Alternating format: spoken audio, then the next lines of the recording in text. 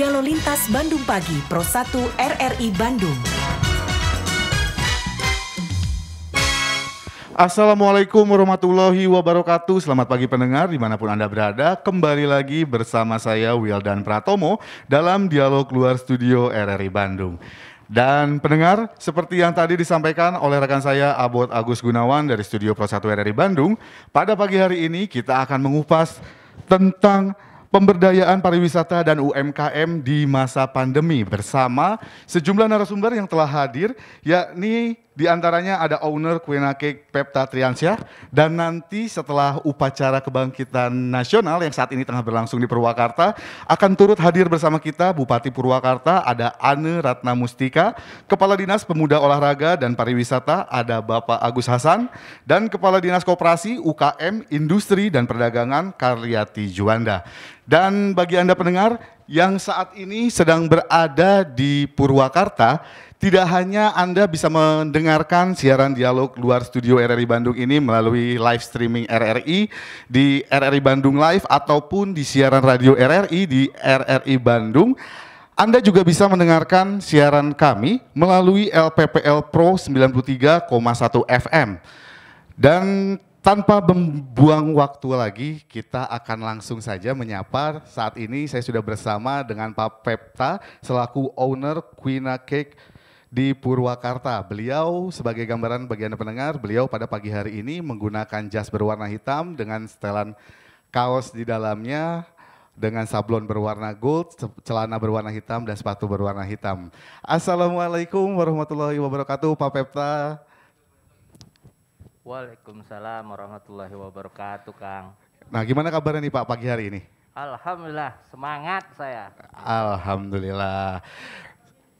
Selain Pak Pepta, kita juga kedatangan pada pagi hari ini, beliau adalah Ibu Risye. Beliau ini mewakili Kepala Dinas Pendidikan Wilayah 4 Purwakarta, Bapak Ai, yang kebetulan pada pagi hari ini berhalangan hadir. Assalamualaikum Bu Risye. Waalaikumsalam Mas. Wildan, dengan Wildan. Ya, Mas Wildan. Gimana kabarnya pagi hari ini Bu? Alhamdulillah baik. Alhamdulillah. Nah, saya ingin langsung berbincang dulu ke Pak Pepta nih Pak. Pak Pepta selaku pelaku usaha, nah ini bagaimana sih Pak kondisi UMKM saat ini, di mana kan kita ketahui bersama beberapa waktu yang lalu pandemi COVID-19 ini sudah menerjang Indonesia bahkan seluruh dunia selama 2 tahun, bahkan sampai hari ini pun pandemi masih belum usai. Nah, seperti apa sih kondisi sebenarnya UMKM di Purwakarta khususnya nih Pak? Oke, terima kasih Mas Wildan, Kang Wildan. Kalau kita perbolehkan untuk menginformasikan, memang pandemi COVID-19 ini memang luar biasa sekali. Sangat mempengaruhi efek-efek sendi UMKM khususnya. Contohnya dari kami sendiri di Quina Cake Corner, saya dari memiliki 49 outlet. Alhamdulillah karena COVID ini semuanya tutup. 49-nya tutup semuanya. Dari karyawan saya yang 28 orang, alhamdulillah tinggal 2. Sampai saya pun memiliki usaha kafe, alhamdulillah kita tutup juga. Karena memang bukan menurun, bukan penurunan penjualan, tapi drastis terjun bebas. Sehingga karena operasional terlalu besar, akhirnya kita tutup. Dan alhamdulillah dengan sekarang pelonggaran-pelonggaran yang sudah ada, sekarang sudah mulai menggeliat, Kang. Sudah menggeliat di sana-sini dari semuanya, tapi kami sudah dari UMKM ini sudah mempersiapkan jauh-jauh hari, dari perizinan legal ataupun segala macamnya. Kita akan persiapkan kalau seandainya kita menuju yang lebih besar lagi. Sehingga momen yang sekarang itu kita rasakan sudah semakin baik. Penjualan kita sudah semakin baik, sudah banyak juga orang yang sudah mau kerjasama dengan kita. Jadi saya rasa saya berpikiran positif, insya Allah dengan berakhirnya pandemi ini UMKM akan bangkit kembali. Baik, UMKM diharapkan juga akan kembali bangkit bergeliat kembali. Ya. Nah, ini sudah mulai terasa pergerakan dan perubahannya ini semenjak kapan nih Pak? Perubahan-perubahan ini terjadi semenjak kesadaran masyarakat yang semakin tinggi terhadap kesehatan, kemudian juga daya beli yang semakin membaik, terutama itu yang menyebabkan UMKM ini semakin lama semakin baik. Termasuk juga harga-harga yang sudah mulai kondusif kemarin saat pandemi harga-harga terutama misalnya untuk bahan baku itu banyak sekali yang melonjak. Tapi kemudian sekarang sudah mulai baik kembali. Baik. Nah nih Pak, bagaimana sih Pak perannya ataupun pentingnya UMKM sebenarnya untuk perekonomian di Purwakarta sendiri khususnya? Oke, peranan UMKM itu sangat penting sekali. Kenapa? Dia menggerakkan semua roda. Contohnya seperti ini, kita memiliki banyak sekali usaha-usaha di sini, dari usaha yang paling kecil sampai usaha yang menengah atas. Dari usaha yang menjual makanan-makanan kecil sampai yang menjual distribusi. Semuanya berkaitan dengan UMKM semua. Sehingga hampir semua lini yang ada itu dimasuki oleh sektor UMKM sebenarnya. Baik. Nah itu untuk dari UMKM sendiri. Bagaimana dari dunia pendidikan Bu? Seperti apa sih UMKM di mata pendidikan? Seberapa penting UMKM itu Bu? Iya, terima kasih Mas Wildan ya. Kalau berbicara tentang UMKM di dunia pendidikan itu sangat penting. Karena seperti yang kita ketahui, pemerintah Provinsi Jawa Barat beberapa waktu ke belakang telah melaunching kurikulum berbasis kewirausahaan, bekerja sama dengan Shopee ya saat itu. Jadi kewirausahaan ini adalah yang tidak akan pernah goyah oleh apapun, dalam artian inflasi apapun UMKM akan terus berdiri. Nah, kaitannya dengan siswa ini diajarkan untuk berwirausaha. Dalam artian kita memasukkan kurikulum upaya KCD dalam meningkatkan UMKM melalui dunia pendidikan. Saat ini adalah memasukkan kurikulum berbasis komersial, dalam artian kurikulum kewirausahaan. Sebagai contoh, di Jawa Barat ini ada SMK Sekolah Pencetak Wirausaha. Nah, Sekolah Pencetak Wirausaha ini sudah menghasilkan beberapa produk UMKM yang dijual melalui marketplace. Ya, sebagai contoh, ada salah satu anak di Subang itu penghasilannya 1 tahun bisa 1 tahun itu 1 miliar. Hanya dengan menjual pakan ikan di Tokopedia seharga 3.000. Itu juga kewirausahaannya UMKM sudah muncul. Nah, sehingga UMKM dunia pendidikan ini sangat penting untuk siswa. Ditambah lagi belum semua sekolah menyentuh UMKM, memang belum ya. Tapi dari upaya dari KCD itu adalah memperkenalkan UMKM kepada anak siswa. Ya, salah satu contoh di Purwakarta kemarin cabang dinas wilayah 4 bekerja sama dengan ACT. Bekerja sama dengan ACT untuk merealisasikan langsung di lapangan bagaimana wirausaha itu kepada anak-anak sekolah. Dari ACT itu memberikan modal usaha kepada pelaku ekonomi UMKM. Nah, peran SMK di sini, SMK yang berhubungan dengan wirausaha itu mendampingi para pelaku ekonomi. Contoh di Purwakarta. Di Purwakarta itu ada yang namanya produk simping dan lain sebagainya. Nah, produk simping ini bagaimana caranya bisa packagingnya bagus. Akhirnya anak-anak SMK membantu para pelaku ekonomi ini untuk membuat kemasan yang bagus agar bisa dipasarkan selain di toko-toko mereka, tapi bisa dipasarkan melalui e-commerce atau marketplace yang ada. Inilah peran UMKM sangat penting sekali untuk para siswa ya, karena di dunia pendidikan sendiri ada yang namanya sekolah menengah kejuruan pusat keunggulan. Salah satu contohnya itu Mas Menteri menginginkan bahwa sekolah itu mencetak kewirausahaan. Mencetak kewirausahaan itu salah satunya melalui UMKM. Jadi memang UMKM ini sangat penting sekali di dunia pendidikan. Kenapa kewirausahaan yang didorong nih Bu? Bukannya justru kan kalau orang dulu berpendapat kamu sekolah yang tinggi supaya bisa jadi ASN. Yang dikejar selalu ASN. Kenapa justru malah dunia pendidikan sekarang mendorongnya kewirausahaan? Ya, sebenarnya pertanyaan bagus ya Mas Wildan. Betul, karena UMKM ini seperti yang tadi saya sampaikan, di saat yang lain tergoncang seperti dunia industri dan pariwisata tergoncang gara-gara pandemi, UMKM ini yang terus bergerak berdiri, tidak tergoyahkan oleh apapun. Karena tidak mungkin jualan simping, jualan keripik singkong tergoyah oleh inflasi, itu nggak mungkin gitu kan ya. Jadi UMKM ini akan terus berdiri ya, koperasi contohnya atau yang lain sebagainya itu akan terus berdiri. Nah, anak-anak ini sekarang dengan era digitalisasi 4.0 itu sudah sangat melek ya. Jadi sekarang mah tidak usah jadi ASN juga anak-anak sudah pada kaya Mas, anak-anak siswa ya. Jadi dulu mah ASN itu menjadi favorit ya, masih sampai sekarang masih jadi pekerjaan favorit di Indonesia. Hanya saja kalau lihat sekarang entrepreneur ini yang lebih merajai di Indonesia ya. Nah, siswa ini diarahkan untuk seperti itu. UMKM ini jangan hanya melulu kepada bahasa kolonial Mas ya, tapi UMKM yang sekarang itu yang modern, yang menggunakan era digitalisasi, yang menggunakan berbagai macam e-commerce, UMKM ini diangkat ya. Sebagai satu contoh gini Mas, Purwakarta Kepala Dinas Pendidikan minggu lalu hari Sabtu itu melaksanakan fashion show menggunakan batik Purwakarta. Nah itu kan salah satu bentuk, yang ngejahitnya siapa? Siswa-siswa SMK. Nah itu jadi kenapa tidak menjadi ASN, dengan UMKM aja sudah membantu masyarakat sekitar, sudah membantu orang tuanya, membantu dirinya sendiri untuk berkembang dan memajukan dunia pendidikan juga secara tidak langsung. Oke, gitu baik. Ya. Nah ini kebetulan ada pelaku usahanya, kita langsung gali juga nih. Nah Pak, ini kan tadi kata Ibu, sekarang mah mau jadi kaya nggak usah jadi ASN, nggak usah kerja di dinas-dinas, cukup mau untuk usaha kecil-kecilan dari sejak dini. Bener nggak nih Pak? Memang kan kalau tidak salah Bapak juga tergabung dalam sebuah komunitas UMKM nih Pak.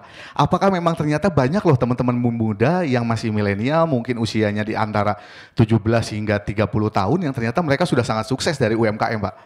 Ya, betul sekali yang dibilang Bu Risha tadi, karena memang sekarang ini trennya anak-anak muda itu cenderung untuk mencari uang dengan wirausaha. Saya waktu itu pernah memberikan informasi atau memberikan masukan tentang wirausaha ke beberapa sekolah terutama SMK dan mereka sangat antusias sekali. Saya bilang ke mereka, kalian tidak perlu punya produk pun bisa menjadi seorang wirausaha. Sehingga dari sana banyak juga yang mereka ikut, boleh nggak saya jualkan produk? Boleh, welcome, ayo. Jadi yang penting ada apa? Yang penting kita tumbuhkan willingness-nya mereka, keinginan mereka, kemauan mereka untuk berusaha. Semuanya itu bisa kita kerjakan kalau seandainya ada kemauan. Yang penting itu dulu yang ditumbuhkan. Bukan pikiran yang bahwa lebih baik menjadi ASN itu ke depan lebih makmur. Tidak, sekarang sudah mulai bergeser kalau saya lihat, terutama karena disebabkan oleh COVID. COVID ini membuat orang berpikir, wah banyak sekali perusahaan yang menge-lay off semua karyawan-karyawannya, sehingga mereka berpikir kalau gue di lay off, kalau gue dipecat dari perusahaan, gue jadi apa? Sehingga terbersih di kepala mereka, kayaknya yang paling bagus itu adalah wirausaha. Selama wirausaha itu dilakukan dengan tekun, yakin, pasti akan menghasilkan. Oke, baik. Nah Bu Risha, apakah memang sampai selama ini nih ada edukasi ataupun mungkin bimbingan atau mungkin bisa dibilang training yang dilakukan oleh KCD untuk anak-anak muda sehingga nantinya mereka ini bisa menjadi harapan yang tadi seperti Ibu sampaikan, menjadi seorang wirausahawan Bu? Iya, ada satu treatment dari cabang dinas untuk melatih mereka berwirausaha ya. Kami di cabang dinas bekerja sama dengan Pusat Belajar Guru PBG Karawang itu menciptakan pelatihan kewirausahaan baik untuk guru dan untuk siswa. Jadi guru dan siswa itu diberikan pelatihan khusus tentang kewirausahaan. Cabang dinas bekerja sama dengan Pusat Belajar Guru Karawang. Di pelatihan itu diberikan pembelajaran dan treatment bagaimana berwirausaha yang baik sehingga akhirnya menghasilkan produk yang memang dibutuhkan oleh masyarakat dan bermanfaat. Itu ada pelatihan-pelatihan yang kami berikan dan alhamdulillah anak-anak SMA dan SMK ada juga SLB itu mereka sudah bisa membuat satu produk, akhirnya mengajukan proposal kepada Sampurna Foundation ya, karena kami juga bekerja sama dengan Sampurna Foundation. Jadi PBG ini di bawah Sampurna Foundation mengajukan proposal, alhamdulillah diberikan bantuan untuk memperoleh modal usaha untuk wirausaha. Ada yang 1 juta, ada yang 2 juta, ada yang 3 juta tergantung usahanya. Jadi treatment yang diberikan oleh KCD itu melakukan pelatihan bekerja sama dengan Pusat Belajar Guru Karawang, di mana PBG ini adalah di bawah Sampurna Foundation. Gitu. Target dalam waktu dekat ini apa yang akan dilakukan untuk anak-anak yang sudah mulai berwirausaha? Apakah dari KCD akan memfasilitasi untuk mereka membuat seperti bazar, melibatkan teman-teman UMKM lainnya di Purwakarta, atau seperti apa nih Bu? Ya, dalam waktu dekat, sebenarnya bukan dalam waktu dekat, kita sering melaksanakannya ya. Sering ada exhibition, pameran-pameran hasil karya siswa. Seperti kemarin di SMKN 1 Karawang, beberapa waktu ke belakang itu termasuk kedatangan Ibu Atalia Pratia Ridwan Kamil sebagai Ketua Dekranasda Provinsi Jawa Barat, kita menggelar semua produk-produk SMK, di mana ada bakso, seblak, semuanya yang hasil-hasil UMKM mereka, itu setiap bulan kita lakukan. Dan dalam waktu dekat ini kita di Purwakarta, kita khususnya Purwakarta ya, akan melaksanakan fashion show tadi yang saya bilang. Untuk apa? Untuk meningkatkan UMKM yang ada di Purwakarta, membantu juga. Dalam artian seperti itu. Yang menjahitnya itu adalah anak-anak siswa SMK gitu kan ya.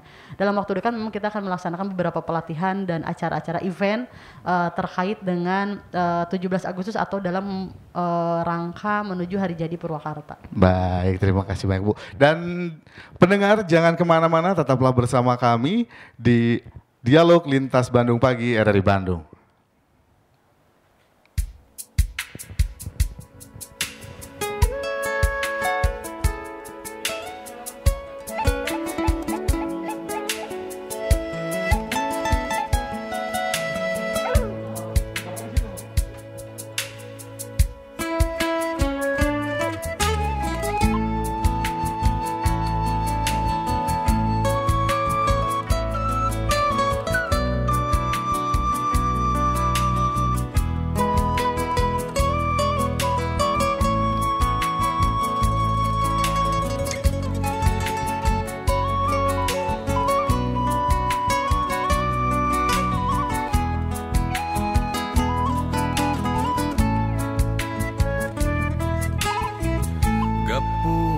mendak harapan, hirup sematmu muncangan, lempang mudak paninengan, muru waktu satang tungan, mudah gelampah saamparan. Mernahkeun amarah, suci asih mana rasa, waruga mendakan jiwa, tungkul ka bumi sajati, sarakan mulang wasilah.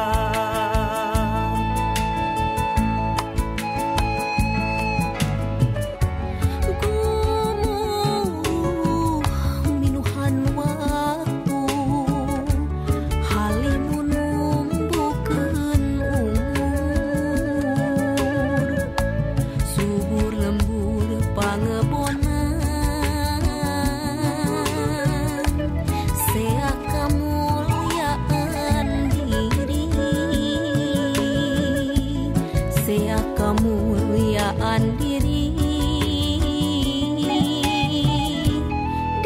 asih kadirina.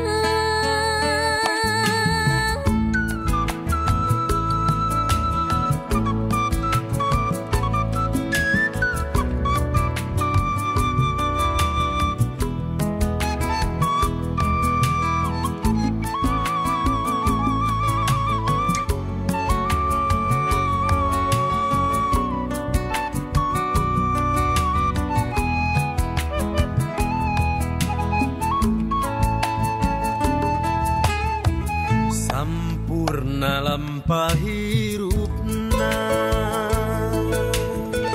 sujud waktu cunduk tumut, papakan bengketan semut, alam ngadang ding pepeni, Allah mahetkeun kalaning malati asih kadiri.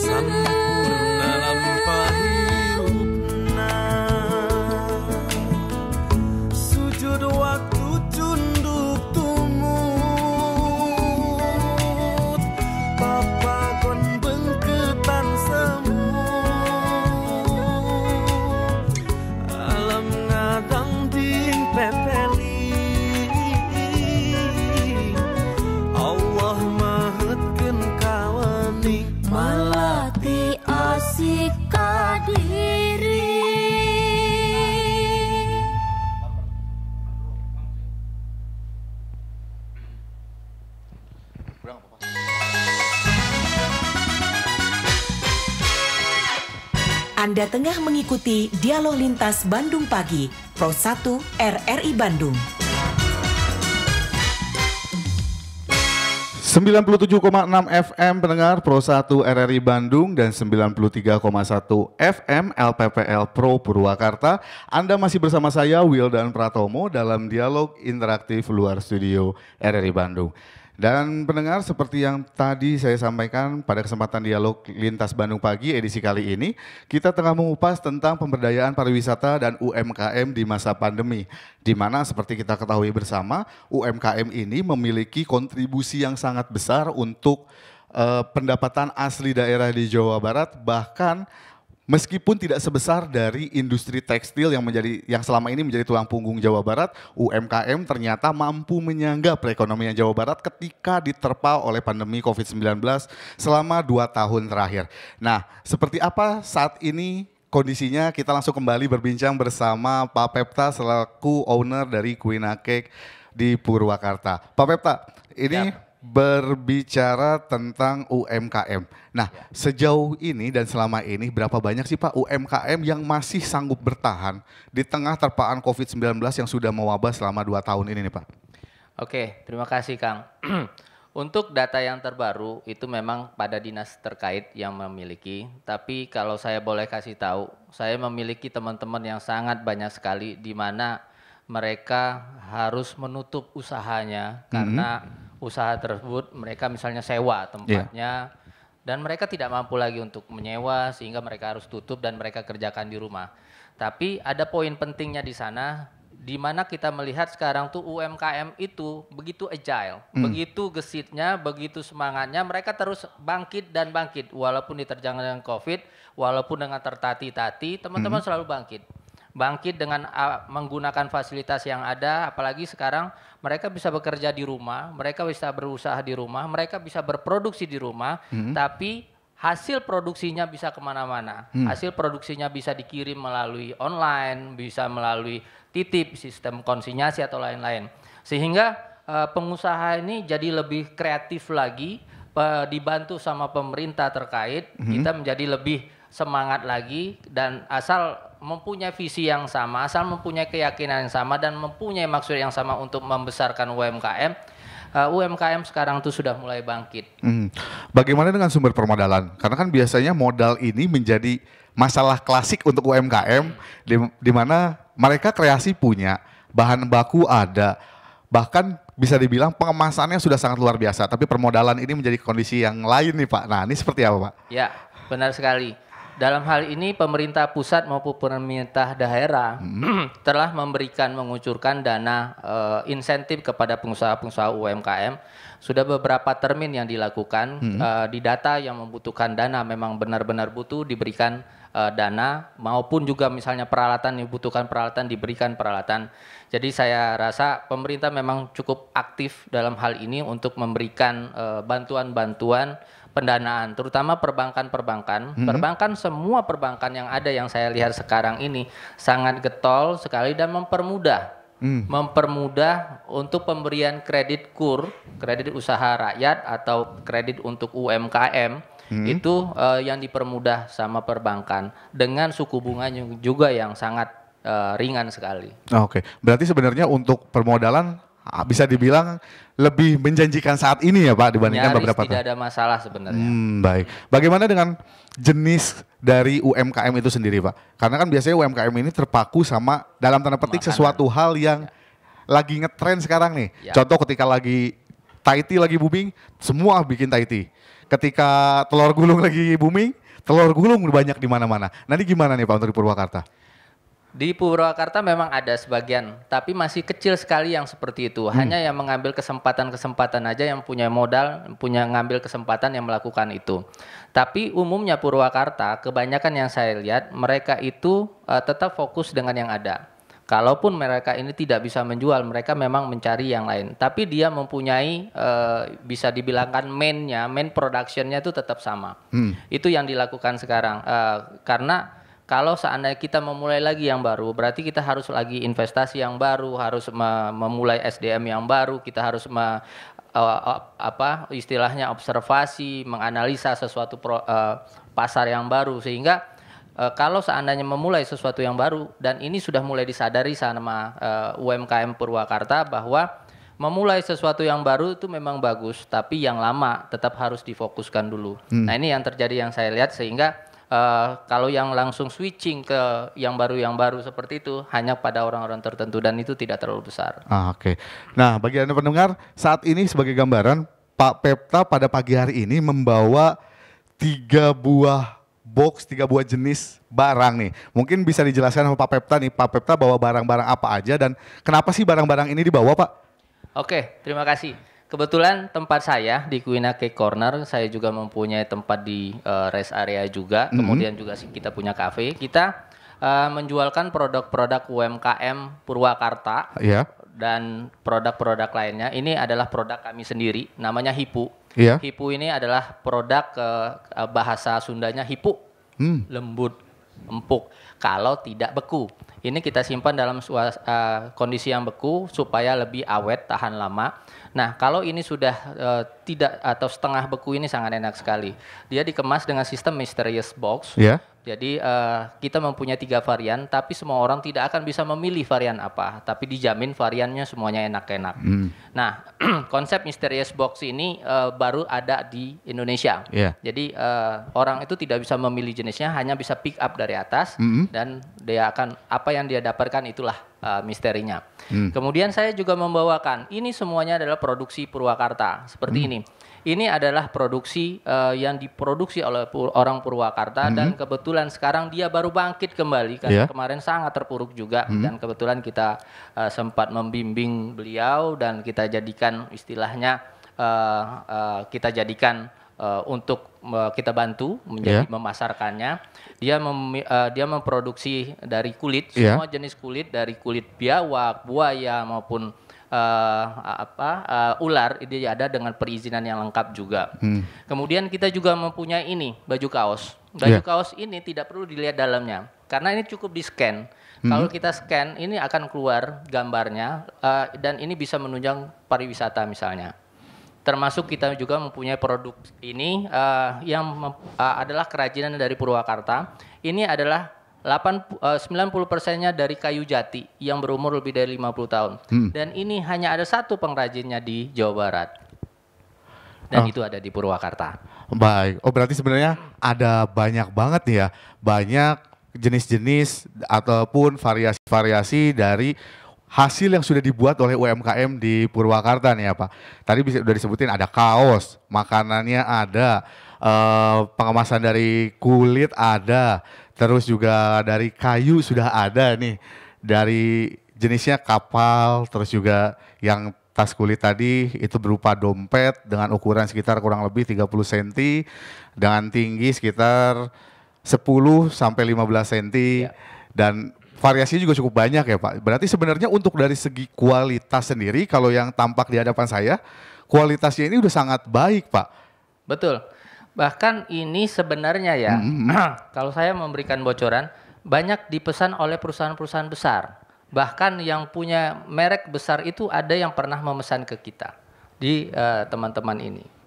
Jadi kalau dari sisi komersial, dari sisi quality, saya percaya produk UMKM Purwakarta khususnya bisa bersaing di level nasional maupun internasional. Hanya yang diperlukan adalah bantuan sedikit supaya mereka dikenal. Itu saja. Bantuan berarti bisa dikatakan promosi ya Pak? Iya, betul sekali. Oke. Nah, sejauh ini yang dirasakan seperti apa nih Pak? Promosi yang sudah dilakukan khususnya di Purwakarta seperti apa nih Pak? Apakah memang sudah sangat dirasakan oleh UMKM atau memang justru promosi yang dilakukan oleh pemerintah daerah sendiri kurang maksimal Pak? Promosi sudah dilakukan oleh pemerintah dan sudah cukup baik, dari semua lini juga sudah melakukan, dari dinas-dinas terkait juga sudah melakukan dan membantu teman-teman ini. Hanya mungkin intensitasnya dan kuantiti dari promosi itu sendiri yang belum mengena kepada segmen-segmen tertentu. Karena semua produk ini tergantung pada segmennya dan harus dijual pada segmen yang tepat. Sekarang ini kalau seandainya kita menjual promosi di online misalnya, kalau masih belum melihat pada segmen yang tepat, penjualnya tidak akan efektif. Nah, pelatihan seperti itu yang kita perlukan. Iya. Pelatihan seperti itu sudah ada dilakukan, tapi tidak terlalu banyak yang mengetahui. Nah, yang ini mungkin fungsinya kalau memang diperlukan, pemerintah harus bekerja sama dengan pihak non-pemerintah, non-government untuk membantu pemerintah memfasilitasi hal-hal seperti ini. Ya. Nah, baik. Nanti kita akan bisa tanyain langsung nih ke Ambu seperti apa nanti rencana dan strategi Ambu untuk menjawab harapan dari teman-teman UMKM ini. Dan bagi Anda pendengar yang masih penasaran seperti apa sih keseruan yang akan terjadi di Dialog Luar Studio RRI Bandung pada pagi hari ini, jangan kemana-mana, tetap bersama kami di 97,6 FM Pro 1 RRI Bandung dan 93,1 LPPL Pro Purwakarta.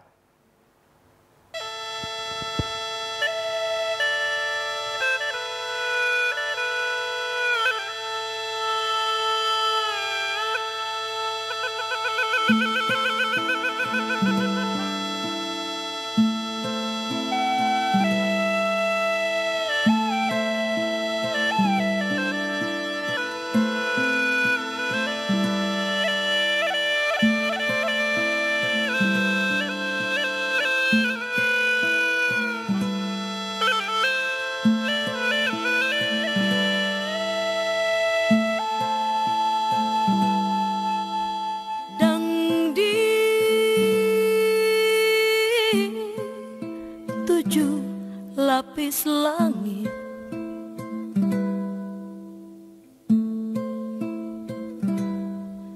mawa saya cai hikmah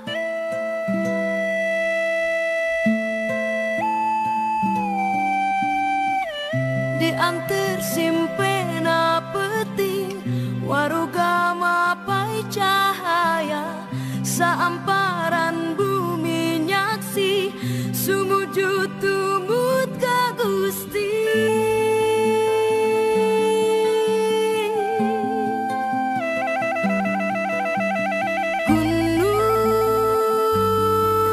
gunung ngajentul rumahmu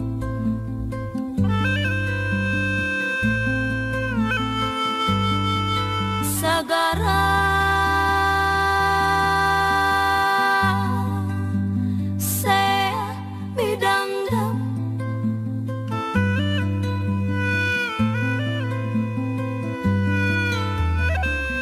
netep langit semu nyeri di mana Kanjeng ayeuna bet menggaskeun pangharepan kudu kasaha tumanya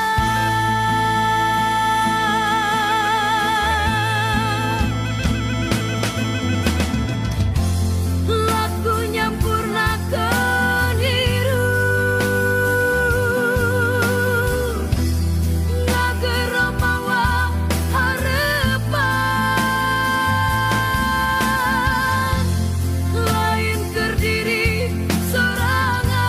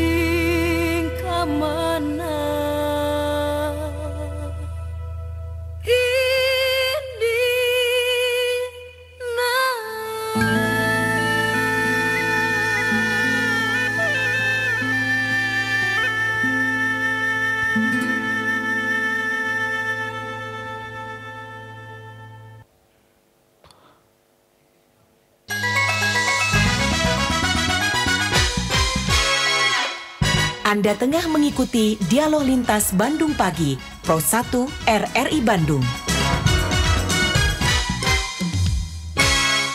Dari Pemda Purwakarta, tepatnya di Aula Janaka, 97,6 FM Pro 1 RRI Bandung kembali menemani Anda dalam Dialog Luar Studio. Dan pendengar, pada pagi hari ini kita sudah bersama Kepala Dinas Pemuda Olahraga dan Pariwisata, ada Bapak Agus Hasan yang telah bergabung bersama kami. Dan juga ada Kepala Dinas Koperasi UKM Industri dan Perdagangan, ada Ibu Karliati Juanda. Assalamualaikum Bapak Ibu. Bisa dipergunakan mic-nya. Dan saya ingin langsung saja nih bertanya ke Bu Kadis terlebih dahulu nih. Bu, ini berbicara tentang UMKM. Nah, tadi kita sudah sedikit banyak berbincang, ternyata UMKM di Purwakarta ini sangat variatif. Jenisnya banyak, bahan bakunya juga ternyata luar biasa variatifnya, banyak, jenis yang dibuat banyak. Tapi masalahnya ini ternyata dari segi pemasaran menjadi salah satu problem nih Bu ternyata. Nah, ini sejauh ini dari Dinas Koperasi dan UKM sendiri seperti apa sih nih Bu promosinya yang dilakukan agar brand-brand Purwakarta yang sudah memiliki barang-barang yang bagus, kualitas yang bagus, bisa dikenal oleh masyarakat umum nih Bu? Terima kasih Pak atas waktu dan pertanyaannya. Saya berbicara sebelum pandemi, usaha apa yang kita lakukan, sebetulnya UMKM itu sudah mulai kita bina, kita dampingi. Kalau kita berbicara pemasaran, pasti kita harus membenahi dulu kualitas, tampilan, dan menarik. Nah itu pada saat sebelum pandemi sebetulnya kami di dinas kami khususnya di bidang UMKM sudah melakukan pelatihan-pelatihan kepada para pelaku UMKM. Salah satunya Pak Pepta ini. Kemudian kami benahin juga tentang kemasannya. Kemudian kami ajak juga mereka, waktu itu kita belum ada pandemi, kita ajak mereka untuk melihat daerah lain karena kita tidak bisa mengecampingkan persaingan. Pasti apalagi zaman sekarang digitalisasi dimanapun dari manapun bisa sampai ke konsumen. Itu kami lakukan mengikuti pameran-pameran tingkat nasional ataupun di tingkat Jawa Barat. Itu sudah kami lakukan. Masa pandemi datang berarti semua gerakan kita terbatas, pasti berdampak juga kepada UMKM kami. Di sana kami melakukan suatu inovasi mengikuti situasi saat itu, kita munculkan pemasaran melalui digitalisasi online. Kita bisa bekerja sama dengan e-commerce yang sudah ada. Itu kami lakukan, kami ajak, kemudian kami melakukan pendekatan kepada retail, nggak boleh nyebut merek ya Pak. Kita melakukan kerjasama, kita pembinaan lagi, pendampingan lagi, kan mereka punya standar untuk bisa masuk. Alhamdulillah kita bisa masuk ke salah satu retail, 28 jenis UMKM kami masuk. Dan itu sampai hari ini tetap. Tapi setelah mereka masuk ya pasti mereka apapun UMKM itu pengusaha ya Pak ya, harus mandiri juga. Kemudian kami melakukan semacam peningkatan UMKM di dalam masa yang sekarang yaitu digitalisasi. Kita akan menuju UMKM yang melek IT. Melek IT. Baik. Nah, selain melek IT biasanya nih UMKM ini sangkut pautnya dengan pariwisata nih Pak. Nah, bagaimana dengan pariwisata di Purwakarta? Apakah memang pariwisata dan UMKM ini sudah sangat berkolaborasi aktif sejak beberapa tahun yang lalu? Bahkan ketika pandemi bagaimana kondisinya? Mungkin bisa diterangkan oleh Pak Agus seperti apa nih Pak Kadis? Bismillahirrahmanirrahim. Assalamualaikum warahmatullahi wabarakatuh. Waalaikumsalam warahmatullahi wabarakatuh. Sampurasun. Rampes. Sebetulnya di kami pun di Dinas Pariwisata khususnya ada semacam kegiatan-kegiatan terutama di bidang ekonomi kreatif. Jadi ekonomi kreatif ini sebetulnya dengan UMKM itu satu rumpun, Pak. Iya. Dan pada saat pandemi beberapa tahun ke belakang, memang baik di sektor pariwisata, sektor perhotelan, khususnya barangkali di bidang UMKM, ada sedikit bernapas agak sesak. Iya. Karena memang di samping untuk kegiatan-kegiatan pemasaran, khususnya bidang kami di Dispora Parbud, memang selama ini telah diberikan ruang untuk UMKM sendiri dan para pelaku ekraf dibuatkan tempat-tempat khusus pemasaran. Yeah. Alhamdulillah dengan kebijakan Bupati Purwakarta beberapa bulan ini kami juga mungkin ada aturan-aturan yang memang harus dilalui karena memang pandemi. Kelihatannya untuk bulan sekarang peningkatan UMKM dan ekonomi kreatif alhamdulillah sudah mulai bangkit. Yeah. Terutama barangkali di bidang pemasaran. Sebetulnya di kami di Dispora Parbud untuk pemasaran sendiri tidak begitu sulit. Yeah. Karena kami punya spot-spot tempat khususnya dengan berkolaborasi dengan UMKM, ada tempat-tempat di tempat pariwisata dan perhotelan untuk dibuatkan tempat untuk pemasaran. Dan itu gratis dan dipungut oleh tempat wisata tersebut. Yang penting kita ada kemauan. Alhamdulillah hal ini bisa berjalan dengan baik. Tentunya itu barangkali di bidang kami. Nah, untuk mendapatkan spot-spot yang telah disediakan oleh pemerintah Kabupaten Purwakarta melalui Dinas Pemuda dan Olahraga dan Kebudayaan dan Pariwisata, ini seperti apa sih nih Pak? Apakah pelaku usaha ini perlu mendaftarkan langsung ke kantor atau bisa langsung datang aja ke tempat wisata, ngobrol sama pemiliknya untuk menempati stand tersebut atau seperti apa Pak? Tentunya kami sebelumnya berkolaborasi dulu dengan dinas dari UMKM. Ya. Apa saja barang yang ada di mereka. Dan kami pun di sini di bidang ekraf apa saja barang yang ada. Tentunya setelah hal tersebut didapatkan, kami pun langsung memanggil dinas tempat-tempat untuk di tempat spot itu, terutama di perhotelan dan tempat wisata, apa yang akan mereka butuhkan untuk penjualan itu. Dan tentunya setelah mereka menyetujui, kami ingin sesuatu barang yang memang diperlukan untuk pengunjung. Iya. Cuman mungkin untuk masalah harga antara di hotel dan di tempat wisata agak sedikit berbeda. Walaupun tidak begitu mahal, cuman kami di sini dengan UMKM sudah berkomitmen khusus untuk pemasaran barang, terutama di hotel jangan terlalu tinggi karena memang itu suatu pemasaran dan memang pada saat ini khususnya di tempat wisata hal tersebut bisa menjanjikan. Dan lagi itu pun untuk setelah kami berkolaborasi, setelah kami mendata, tentunya kami langsung dengan tempat-tempat yang akan disiapkan oleh tempat wisata, minta satu tempat atau dua tempat untuk menjajakan hasil produk yang dibuat oleh baik di ekraf, ekonomi kreatif maupun dari UMKM, tentunya itu. Oke. Nah, ini kan Pak Agus dan Ibu juga, ini kan bisa dikatakan sebagai orang tua nih, sepasang orang tua dari teman-teman UMKM di Purwakarta. Nah, biasanya jenis apa sih nih Bu yang sebenarnya banyak dicari oleh masyarakat ataupun wisatawan ketika berkunjung ke Purwakarta? Biasanya apa yang paling banyak diburu nih? Dari Ibu mangga apa Bu? Pasti kami itu sudah brand dikenang itu nomor satu adalah sate Marangi. Kami juga memiliki semacam kulineran Marangi di Pleret, itu khusus Marangi. Kemudian ada juga beberapa tempat seperti, gak boleh nyebut merek ya, ada beberapa tempat. Gak apa-apa Bu, sebut aja kalau untuk UMKM boleh. Untuk UMKM boleh kita sebut. Itu Marangi, kemudian makanan cemilan seperti simping. Kemudian Pak Pepta nih, kita sudah mulai menuju ke kekinian kopi ya Pak, kopi polu-polu yang kekinian, tapi yang kami ada di Galeri Menong 1 dan 2 lebih kepada makanan kering yang dikemas dan menarik. Dan itu juga yang masuk ke retail kami.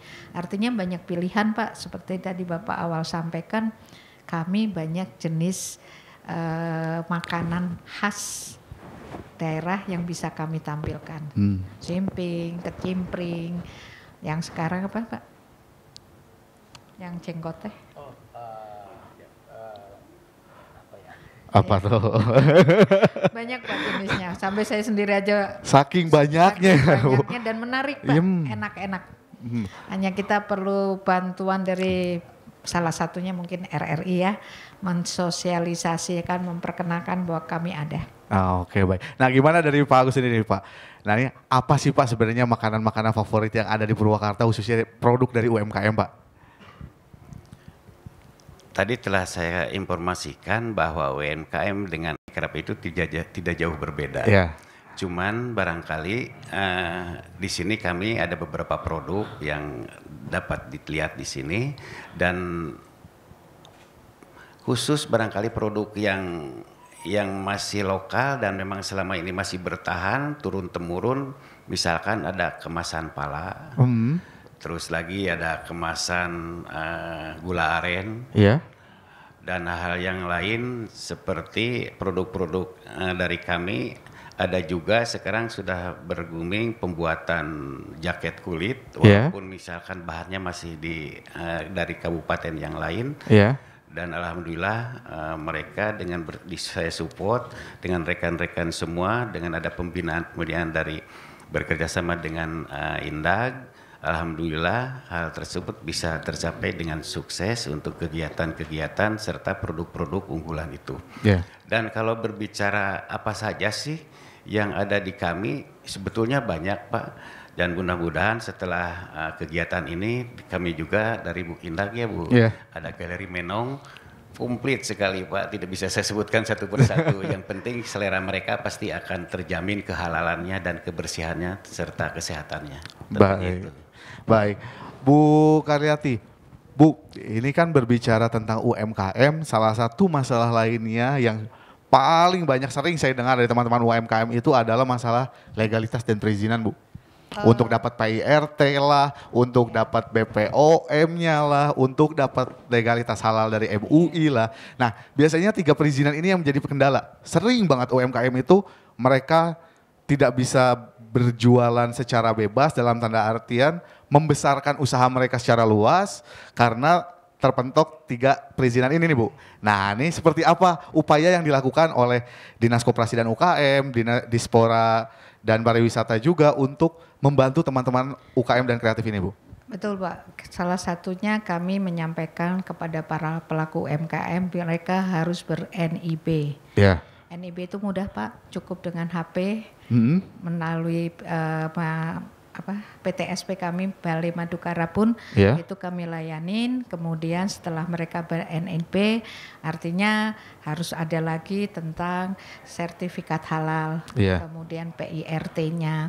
Itu kami bimbing Pak. Kami punya pembimbing-pembimbing yang sudah kami latih untuk mendampingi para pelaku UMKM. Salah satunya Pak Pepta ikut ya yang halal ya? Nah, Pak Septani salah satu pembimbing untuk pelaku UMKM. Gimana sih caranya dapat halal? Dibimbing Pak sampai muncul sertifikat halalnya. PIRT pun kami bimbing juga. Kemudian ada juga syarat-syarat harus yang namanya kemasan itu harus seperti apa. Kebetulan itu ada unit UML kami, UPTD kami yang metrologi di sana ada syarat barang dalam kemasan. Itu kami lakukan juga bimbingan. Artinya pendampingan, enggak Bu, silakan. Pendampingan itu kami lakukan. Berarti pendampingan sebenarnya sudah terus dilakukan baik untuk UMKM-nya sendiri termasuk dari segi perizinannya juga nih ya. Siap Pak. Jadi kami pun memiliki pelaku-pelaku UMKM yang dilatih, kita bina, kita beri untuk menjadi pendamping juga. Oh baik. Nah dari Pak Agus sendiri seperti apa nih Pak? Apakah dari Dinas Pariwisata dan Pemuda dan Olahraga juga nih memberikan pendampingan tentang perizinan ini Pak? Untuk merealisasikan khususnya barangkali mengenai masalah perizinan, kami secara serius tentunya barangkali atas dorongan dan arahan Ibu Bupati Kabupaten Purwakarta, di samping mereka juga harus punya perizinan yang ditempuh, kami pun berkoordinasi dengan dinas terkait, terutama di dinas kesehatan. Kalau saya lihat, kalau untuk masalah halal itu tidak bisa serta-merta mereka membawa kemasan atau makanan yang sudah matang ke dinas. Tapi mereka biasanya suka lihat langsung produk apa saja, bahan apa saja yang mereka olah, dan tentunya mereka nanti di sana akan memberikan suatu sertifikat halal. Dan itu kami dorong berkolaborasi dengan dinas yang terkait. Bila perlu rekan kami yang dari pariwisata turun langsung, terutama untuk rekan-rekan Ekrab, supaya hal tersebut bisa terrealisasi dan terjamin kesehatannya. Itu yang saya mau sampaikan. Baik, selamat datang juga kami ucapkan untuk Bupati Purwakarta, ada Ibu Ane Ratna Mustika atau biasa akrabnya disapa Ambu nih. Ya, terima kasih, mohon maaf telat, baru selesai upacara Harfitnas. Assalamualaikum warahmatullahi wabarakatuh. Waalaikumsalam warahmatullahi wabarakatuh. Saya langsung ingin nanya ke Ambu nih. Ambu, tadi kan saya sudah sempat ngobrol sama Pak Pepta selaku pelaku usaha, sama Pak Agus, dan sama Ibu Karliati tentang semua regulasi dan peraturan. Ternyata sebenarnya Purwakarta ini sudah sangat siap, Bu, untuk UMKM-nya. Tapi yang ingin saya tekankan bagaimana sih, Bu, untuk pemasarannya? Karena kan ketika semuanya sudah siap, tadi perizinan ternyata sangat mudah, semua akan dibantu. Kualitas produk kita bisa lihat sama-sama, kualitasnya sudah sangat menjanjikan sekali di hadapan kita. Tapi pemasaran ini, Bu, yang biasanya menjadi kendala. Nah, apakah ada upaya suatu regulasi kah yang akan dikeluarkan oleh Ambu untuk menaungi UMKM ini agar bisa masuk ke pasar swalayan modern? Atau mungkin Ambu bekerja sama dengan daerah-daerah lain seperti Bandung yang memiliki kiblat untuk makanan-makanan agar barang-barang Purwakarta bisa masuk ke sana, atau seperti apa nih, Ambu? Jadi memang betul bercermin dari sejarah bangsa ini bahwa menghadapi krisis ekonomi itu maka yang paling kuat gitu ya adalah UMKM. Kemudian juga kalau melihat dari Kabupaten Purwakarta, kita melihat ada fenomena perkembangan UMKM yang sangat pesat itu ketika Purwakarta menjadi tujuan wisata. Dengan banyaknya wisata-wisata di Purwakarta, itu juga menarik wisatawan dari luar. Tentu adalah efek domino yang sangat baik lah gitu ya dari perkembangan UMKM. Maka kenapa selalu kita kolaborasikan bahwa UMKM ini bukan semata tanggung jawab dalam satu bidang atau satu OPD, tetapi kita rempuk bersama gitu ya, termasuk ada di Parbud. Jadi sekali mengayuh pariwisata gitu kan juga berdampak kepada yang lainnya. Nah, maka kalau melihat dari perkembangan itu, kita beberapa strategi sudah kita lakukan. Yang pertama adalah pemasaran secara offline. Dari tahun 2016 kita sudah merintis satu tempat untuk mengumpulkan oleh-oleh khas Purwakarta yang kita sebut dengan Galeri Menong. Kemudian 2019 pas 2 bulan sebelum pandemi COVID, kita juga membuat satu lagi Galeri Menong. Sebetulnya Galeri Menong itu selama saya jadi bupati akan kita bangun minimal itu 1 tahun satu tempat gitu. Termasuk di rest area yang melintasi Kabupaten Purwakarta. Nah, kemudian pandemi terjadi, akhirnya kita harus merubah sedikit strategi ya, bagaimana masyarakat hari ini bahkan dimudahkan dengan cara pemasaran online. Mereka belanjanya adalah belanja secara online gitu. Makanya kenapa kita dorong, yang pertama adalah Kabupaten Purwakarta sudah membuat marketplace ya Bu ya, beberapa marketplace seperti Topur, kemudian Web Desaku untuk pemasaran produk-produk khas di setiap desa kita angkat. Kemudian kita juga dorong kolaborasi gitu, karena kalau berkaitan dengan pelaku usaha UMKM di Purwakarta, tentu kita tidak bisa sendiri. Itu kita melakukan prinsipnya pentahelik lah gitu ya. Kita bersama-sama. Nah, ada beberapa strategi yang kemudian kita buat. Yang pertama adalah bagaimana kebijakan saya di MPP Mall Madukara. Nah, MPP Mall Madukara ini kita punya turunannya di kecamatan yaitu Gerai Madukara. Di sana ada beberapa pelayanan, termasuk adalah perizinan. NIB, nomor induk berusaha itu kita akan proses, satu adalah gratis untuk warga. Yang kedua adalah dalam 15 menit itu akan kita berikan gitu ya. Sangat dimudahkan pelaku untuk mendaftarkan, dan kemudian nomor induk berusaha ini akan mempermudah mereka untuk pengembangan usahanya gitu. Yang selanjutnya juga kita lakukan peningkatan kualitas gitu. Penting sebagai prasyarat untuk masuk pada pemasaran yang lebih tinggi gitu ya. Misalkan ke super retail gitu ya. Itu kita sudah lakukan gitu. Tetapi yang paling membahagiakan bahwa ada beberapa produk kita yang sudah ekspor gitu ya. Kita dorong, bahkan pada pandemi malah nilainya makin baik gitu ya, seperti gerabah keramik Pleret. Kemudian juga yang kedua adalah manggis kita. Dan ada tahun ini ada 19 produk yang kita persiapkan dari Purwakarta sudah dilirik oleh pasar luar, ekspor juga gitu. Nah, jadi beberapa strategi lah insya Allah kita akan lakukan. Kalau diperlukan kebijakan dalam bentuk regulasi kita akan perkuat gitu ya untuk kerjasama.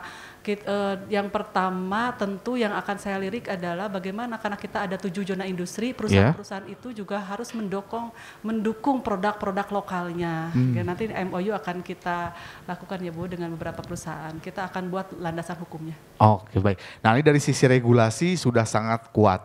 Pemasaran sudah diwadahi. Nah, tapi saya masih nggak paham. Sebenarnya kenapa sih Ambu sampai sebegitunya nih sama UMKM? Memang manfaat yang dirasakan oleh Purwakarta ketika UMKM ini berkembang apa sih ini Ambu? Yang pertama adalah berdaya ekonomi gitu ya. Karena potensinya ada, potensinya banyak. Siapa yang tidak suka dengan sate Marangi? Kecuali dia punya penyakit yang tidak boleh makan daging. Siapa yang tidak suka dengan simping Purwakarta? Siapa yang tidak suka dengan bendul? Peyem bendul? Dan banyak yang lain lagi makanan Purwakarta gitu ya. Tetapi kita harus dorong bahwa mereka juga harus dilirik oleh pasar luar, bukan hanya lokal Purwakarta gitu ya. Nah kemudian arahnya bagaimana? Arahnya saya merasakan betul ketika ekonomi masyarakat berdaya kita tidak direpotkan harus intervensi karena kemampuan anggaran kita juga terbatas gitu ya. Kemudian berdampak terhadap pembangunan tentu saja adalah pembangunan di bidang ekonomi. Ketika masyarakat sudah berdaya, mohon maaf, ternyata juga berdampak terhadap pembangunan yang lain di bidang pendidikan. Mereka berdaya, tidak usah kita berikan intervensi dalam bentuk subsidi dan berdampak terhadap pembangunan yang lainnya tentu saja. Oke, nah Ambu, tapi kan permasalahan lainnya nih ketika kita berbicara dengan masyarakat, masih banyak loh sampai hari ini orang tua yang mereka mindsetnya masih berpikiran kamu sukses itu kalau dianggapnya sudah menjadi pejabat, jadi ASN, kerja di kantor pakai dasi, bukan yang menjadi UMKM pelaku usaha yang notabene setiap hari pagi ke pasar belanja, masak, bikin produk, dijual. Bukan yang seperti itu. Nah, bagaimana Ambu merubah mindset kebiasaan masyarakat ini, Ambu? Ya itu memang sangat sulit, tetapi kan kita juga terus menaikkan, mempromosikan, mengedukasi, apalagi yang mereka UMKM-nya sudah maju, sudah go internasional gitu ya Bu ya. Nah ini luar biasa, itu akan nanti memotivasi bagi teman-teman yang lainnya pelaku usaha tentu saja, supaya juga mereka merasakan dampaknya. Jadi saya kira kalau yang namanya pelaku usaha ini, yang penting mereka ada kemauan, kita dorong supaya aksesnya dipermudah untuk pangsa pasarnya, kemudian terus berputar gitu ya, perputaran secara manajemen ya Bu ya, operasionalnya. Nah itu saya kira masyarakat akan sangat senang sekali. Gitu. Oke, saya ingin bergeser ke Pak Pepta. Pak Pepta, ini kan tadi dari Pak Agus, Bu Karliati, Ambu sendiri menyatakan bahwa dukungan dari pemerintah tidak akan main-main. Nah, apakah hal itu sudah sangat dirasakan oleh UMKM saat ini? Dan kalaupun memang masih ada yang belum terasa, apa yang masih belum terasa? Mumpung nih kesempatan ada ngumpul bareng kita di sini, apa nih bisa langsung disampaikan ke Ambu? Oke, terima kasih Kang Wildan. Memang kalau kita bilang Ambu ini adalah ibunya UMKM dan Craft Purwakarta. Beliau ini sangat concern terhadap UMKM dan Craft di Purwakarta ini. Jadi dari regulasi memang benar seperti itu sudah dibuat, kita ada tempat khusus, satu pintu di mana semuanya tuh dipermudah di legalitas. ada beberapa kami sebagai pelaku usaha dan tadi seperti dibilang sama Bu Ati bahwa kami sebagai pendamping-pendamping UMKM itu juga ikut membantu mensosialisasikan hal ini.